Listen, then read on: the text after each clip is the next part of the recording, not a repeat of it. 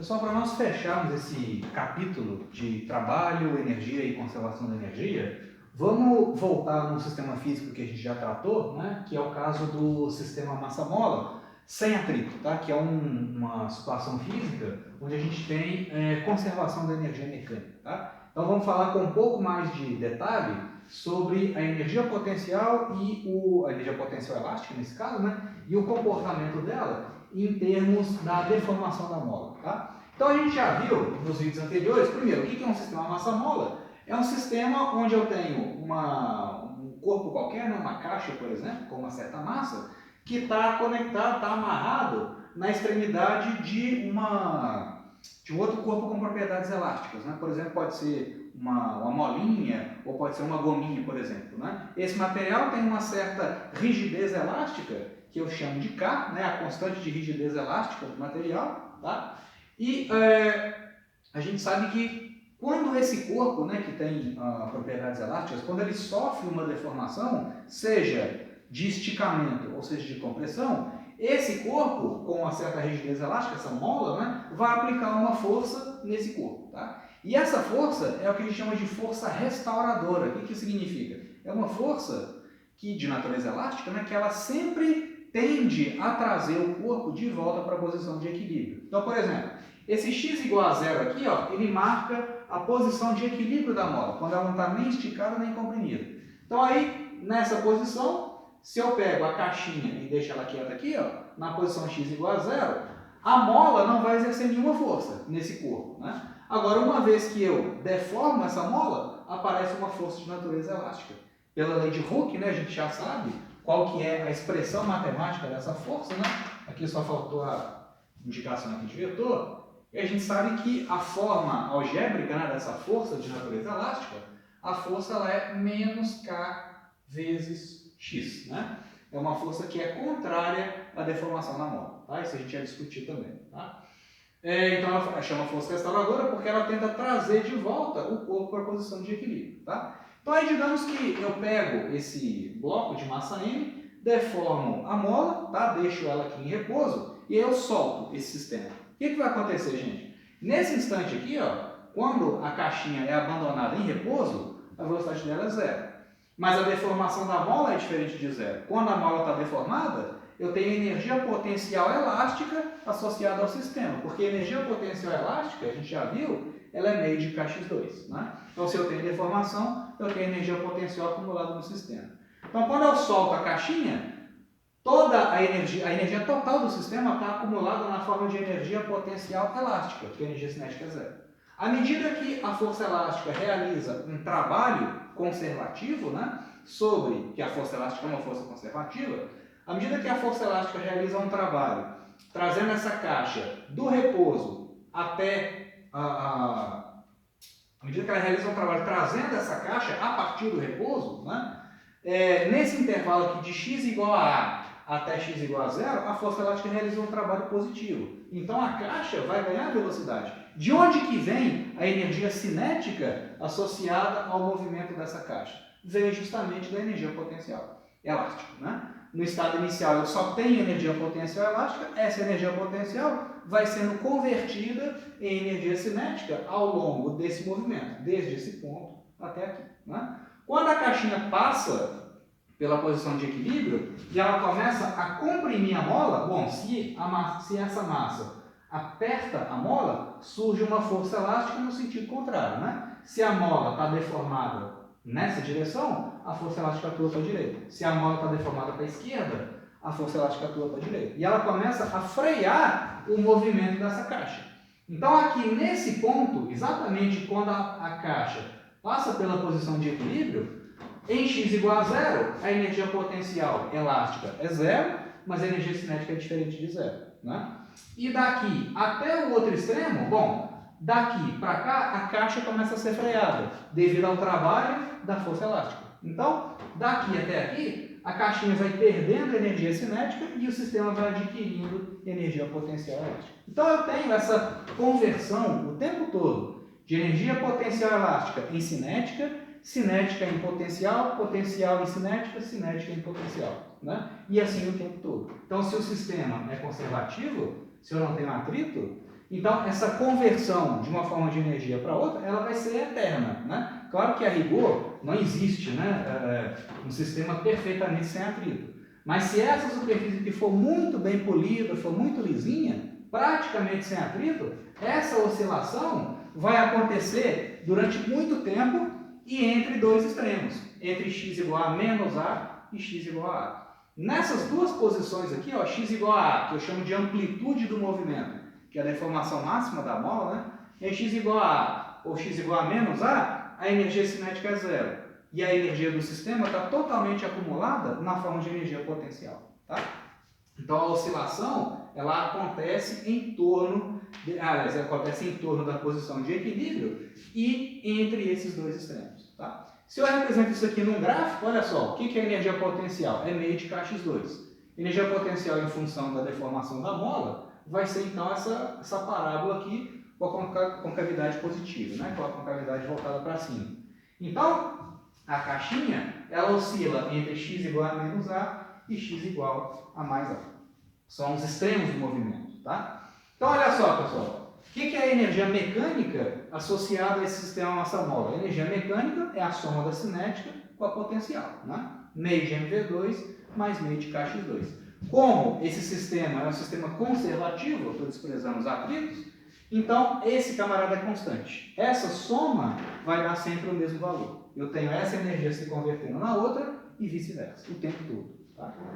Em particular, nos extremos do movimento, ou seja, em x igual a mais a ou x igual a menos a caixinha fica momentaneamente em repouso. Né? Aqui ela estava parada, começou a adquirir velocidade. Quando ela passa por essa posição, ela continua o movimento dela. Aí daqui até aqui, ela vai freando até parar. Quando chega aqui, a força elástica começa a empurrar ela de volta para o lado direito. Então ela vai adquirindo velocidade, passa pela posição de equilíbrio e vai perdendo velocidade até voltar para o estado original. E assim sucessivamente. Né? Então nos extremos, eu tenho velocidade nula. Então, a energia mecânica nos extremos vai ser o quê? Meio de m vezes zero, né? A velocidade é zero, mais meio de k vezes a deformação da mola ao quadrado. Nos extremos, essa deformação é justamente a amplitude da oscilação, é o máximo de deformação. Né? Ou seja, a energia mecânica do sistema é meio de k vezes amplitude ao quadrado. Você vê que no início do movimento, quando eu soltei a caixinha, ela tinha velocidade nula, então a energia do sistema era meio de k vezes a ao quadrado. Ou seja, a energia total do meu sistema massa-mola, né, a energia total associada a essa oscilação, é meio de k vezes amplitude ao quadrado. Tá? Então, nos extremos, a energia, ou seja, nessa posição ou nessa, a energia do sistema está armazenada completamente na forma de energia potencial elástica, nesse caso. Né? E quando a caixinha passa pela posição de equilíbrio, quando ela está passando por aqui, ó, a energia potencial é zero. Aí esse camarada aqui vai ser zero e a energia mecânica vai estar totalmente armazenada na forma de energia cinética. Tá ok? Então, olha só, gente. Nessas posições, x igual a mais ou menos a, ou seja, quando a caixinha está nessa posição ou está passando por essa posição, né, e oscilando, né, entre esses dois extremos, a energia mecânica está acumulada na forma de potencial e a velocidade é nula, instantaneamente. Né? Então, essas posições, x igual a mais a ou x igual a menos a, é o que a gente chama de pontos de retorno. São os pontos que delimitam, né, os pontos que vão marcar os limites da oscilação. Para uma dada energia mecânica do sistema, a caixinha não pode ultrapassar essa posição e não pode ultrapassar essa outra posição. Tá? Ou seja, a energia mecânica do sistema ela é meio de k vezes a ao quadrado. A caixinha não pode ultrapassar esse valor e não pode ultrapassar essa posição. Por quê? Se ela ultrapassasse, a energia potencial seria superior à energia mecânica. Isso não pode. Eu estaria criando energia do nada. Ok? Porque, olha só, esse valor de energia mecânica permite que a caixinha oscile entre esses dois extremos. Se ela passasse para cá ou para cá, eu teria um acúmulo ainda maior de energia potencial.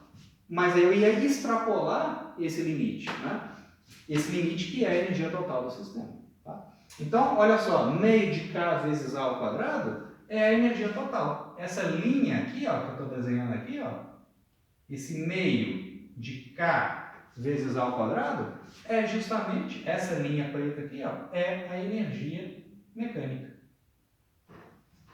E esses pontos aqui, ó, são os pontos de retorno. Então, esses pontos aqui, onde, você vê que esses dois pontos, onde a energia mecânica, o valor da energia mecânica, corta, né, ele encontra a curva de energia potencial, aqui nesses pontos eu tenho os chamados pontos de retorno. Né? Ou seja, quando a energia mecânica iguala a energia potencial elástica, né? Ou seja, nos pontos onde a energia mecânica iguala a energia potencial elástica, eu tenho velocidade zero. Né? Então, de novo aqui, olhando por essa expressão, ó, nos pontos onde a energia mecânica é igual à energia potencial, esse camarada tem que ser zero. Então, a caixinha fica momentaneamente em repouso. Aqui, aqui. Ela reverte o movimento dela. Né? Ela não pode ultrapassar x igual a mais A e não pode ultrapassar o x igual a menos A, para conservar a energia total. Okay? Então, dada uma curva de energia potencial e dado um valor de energia total do sistema, os pontos onde essa linha, né, que é a energia mecânica, corta a curva de energia potencial, ou nos pontos onde essa linha se encontra com a curva de energia potencial, nesse caso é esse ponto e esse ponto e esse vão delimitar os pontos de retorno. Tá, ok? Então, em muitos sistemas mais complicados do que esse, né, onde você consegue, através de modelos teóricos ou através de alguma aproximação computacional, se você consegue calcular ou esboçar, né, a função energia potencial do sistema, e você sabe, se você sabe a energia total, você sabe os valores, os pontos de retorno. Você consegue descrever aproximadamente o movimento do sistema, né? Porque você sabe que a sua partícula, né, ela não pode ultrapassar esse limite e nem esse outro limite. Então você já tem uma descrição qualitativa do comportamento do sistema, tá? Por causa da conservação da energia mecânica. Tá legal?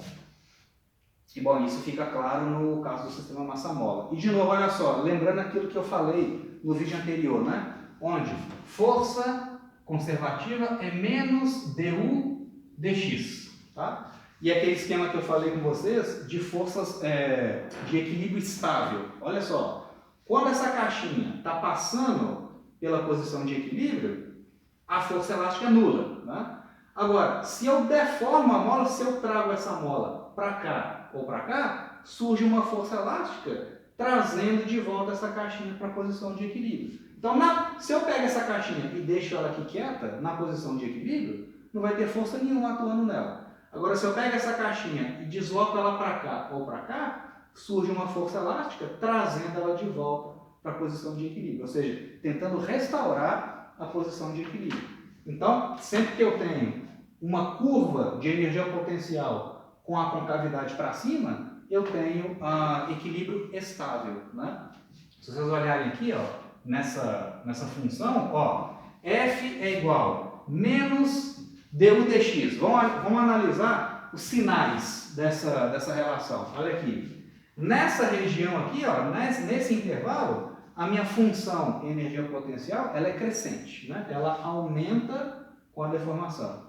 Então, se o du dx é positivo, positivo daqui com negativo daqui vai me dar uma força negativa, ou seja, uma força apontando para a esquerda. Então, aqui nesse intervalo, eu vou ter F elástica menor do que zero. O que isso significa?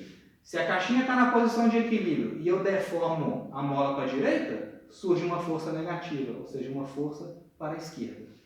Por outro lado, nesse intervalo aqui, ó, nessa região, o meu du dx, a minha função aqui, ó, nesse intervalo, ela é decrescente. Olha só, nesse intervalo, ó, daqui até aqui, a energia potencial diminui com x. Então, naquele intervalo, o meu du dx, esse parêntese aqui, ó, é negativo. O negativo dele com o negativo daqui vai me dar uma força positiva. Então, nesse intervalo aqui, ó, a minha força F é maior do que zero. O que significa F maior do que zero? Significa uma força apontando para a direita, no sentido positivo do eixo X. Né? Então, o que isso significa? Se a caixinha está na posição de equilíbrio e eu trago ela para a esquerda, surge uma força para a direita, ou seja, uma força positiva, tentando restaurar a condição de equilíbrio. Então, novamente, aqui eu tenho equilíbrio estável. Por isso que a caixinha oscila em torno do x igual a zero. Tá legal?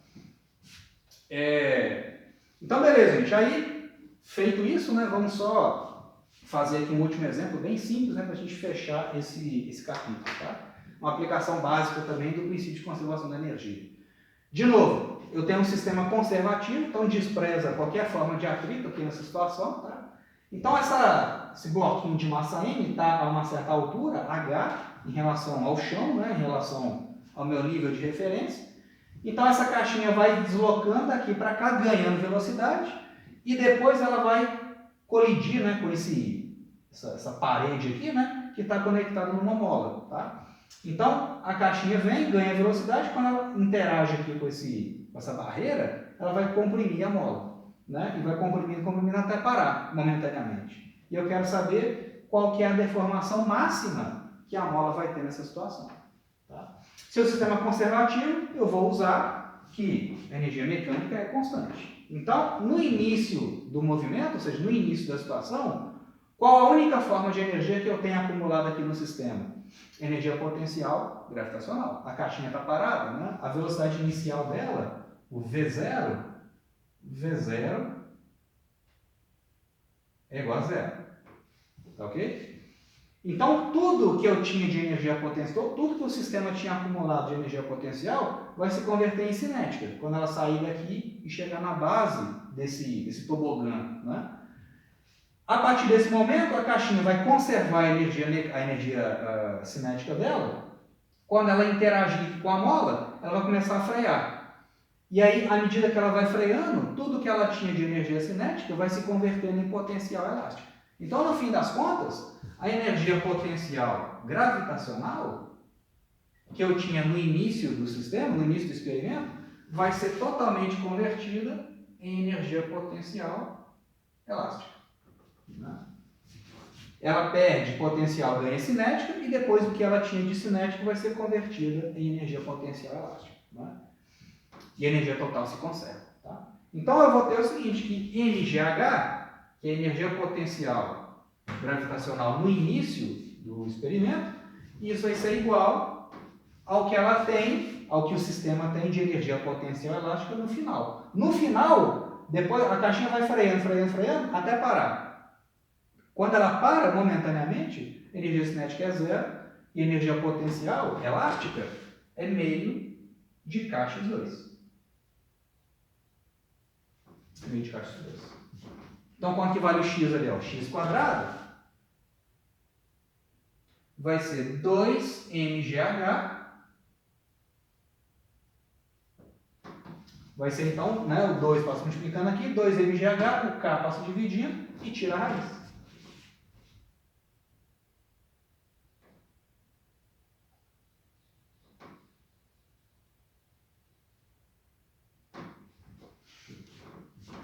Então, essa deformação vai depender dos parâmetros do problema. Né? Quanto maior a massa, quanto maior a inércia do sistema, mais a mola vai deformar. Quanto maior a altura inicial de onde a caixinha saiu, maior a deformação que a mola vai ter. E quanto maior a rigidez elástica dela, menor a deformação que ela vai ter. Tá legal? Gente, então isso fecha o capítulo de trabalho, energia e conservação da energia. Tá? Depois a gente vai fazer mais alguns exercícios nas listas. Tá? E aí, a partir do próximo vídeo, a gente começa a tratar de um outro capítulo, que é os sistemas, que são os sistemas de partículas. Tá? A gente vai tratar de centro de massa, de colisões e de um outro princípio fundamental de conservação na natureza, que é a chamada conservação da quantidade de movimento linear. Né? Aqui a gente viu conservação da energia e no próximo capítulo a gente vai estudar um outro princípio de conservação, que é a conservação da quantidade de movimento linear ou do momento linear de um sistema. Tá? A gente vai passar a falar disso então no próximo vídeo.